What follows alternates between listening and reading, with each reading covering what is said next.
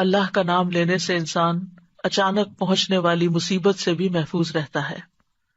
عثمان بن عفان کہتے ہیں، میں نے رسول اللہ صلی اللہ علیہ وسلم سے سنا، آپ فرماتے تھے، جس نے شام کو 3 بار یہ دعا پڑھ لی اسے صبح تک کوئی اچانک مصیبت نہیں آئے گی، کوئی اچانک مصیبت نہیں آئے گی۔ یعنی اس کا مطلب نہیں کہ دوسری آ جائے گی، یعنی ایک دم کسی قسم کی پریشانی اس کو لاحق نہیں ہوگی۔ اور وہ دعا ہے، بسم اللہ الذی لا یضر مع اسمہ شیء فی الارض ولا فی السماء وہو السمیع العلیم۔ اللہ کے نام سے، وہ ذات کہ اس کے نام سے کوئی چیز زمین میں ہو یا آسمان میں نقصان نہیں دے سکتی، اور وہ خوب سنتا ہے اور خوب جانتا ہے۔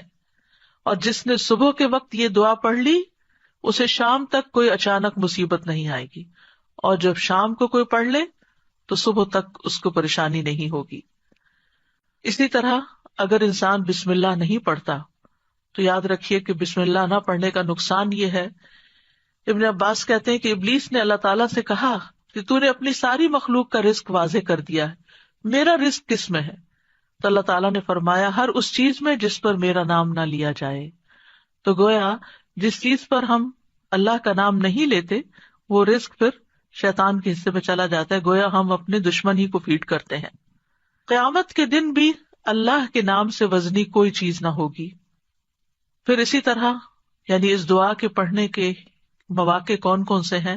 نمبر 1، ہر کام شروع کرنے سے پہلے، تاکہ اس میں برکت اور مدد حاصل ہو، اس کے اندر قبولیت ہو، ہمیں اخلاص نصیب ہو۔ پھر خاص طور پر کھانا کھانے سے پہلے حضرت عائشہ کہتی ہیں کہ رسول اللہ صلی اللہ علیہ وسلم نے فرمایا، جب تم میں سے کوئی کھانا کھانے لگے تو چاہیے کہ اللہ تعالیٰ کا نام لے، پھر اگر شروع میں اللہ تعالیٰ کا نام لینا بھول جائے تو چاہیے کہ یوں کہے، بسم اللہ اولہ و آخرہ، اللہ کے نام سے اس کھانے کے شروع میں اور آخر میں بھی۔ پھر اسی طرح لباس اتارتے وقت بسم اللہ پڑھنی چاہیے۔ انس رضی اللہ عنہ سے روایت ہے کہ نبی صلی اللہ علیہ وسلم نے فرمایا، جنوں کی آنکھوں اور بنی آدم کی شرمگاہوں کا پردہ یہ ہے کہ جب ان میں سے کوئی اپنے کپڑے اتارے تو بسم اللہ پڑھ لے، یعنی اتارنے سے پہلے پڑھ لے، تو جن اور شیاطین کی نظر نہیں لگتی۔ اسی طرح جب آپ بچوں کو کپڑے تبدیل کروا رہے ہوں تو اس وقت بھی بسم اللہ پڑھ لیں۔ اسی طرح بیت الخلاء جاتے وقت یعنی اندر پاؤں رکھنے سے پہلے بسم اللہ پڑھ کے دروازہ کھولیں۔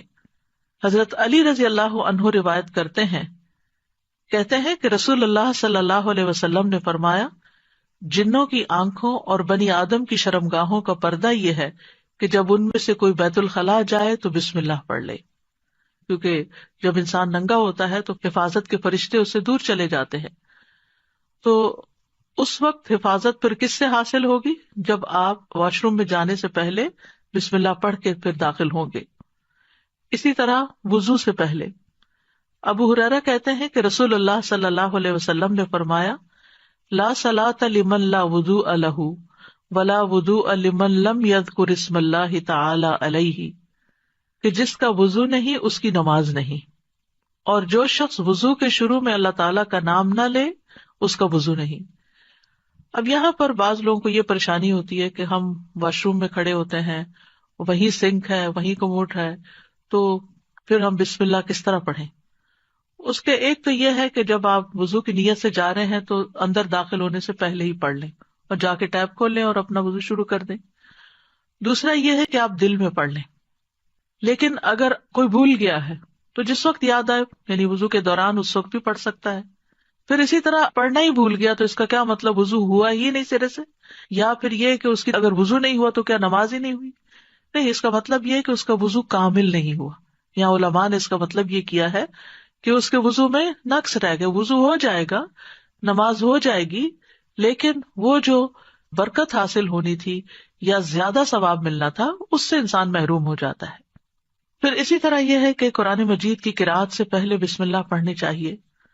قتادہ سے روایت ہے، وہ کہتے ہیں کہ انس رضی اللہ عنہ سے سوال کیا گیا کہ نبی صلی اللہ علیہ وسلم کی قرأت کیسی تھی، تو انہوں نے بیان کیا کہ آپ صلی اللہ علیہ وسلم کھینچ کر پڑھتے تھے، پھر آپ نے بسم اللہ الرحمن الرحیم کو پڑھا، یعنی بسم اللہ الرحمن الرحیم، یعنی مد کے ساتھ پڑھتے تھے، الرحمن کو اور رحیم کو بھی کھینچ کر تلاوت کرتے تھے.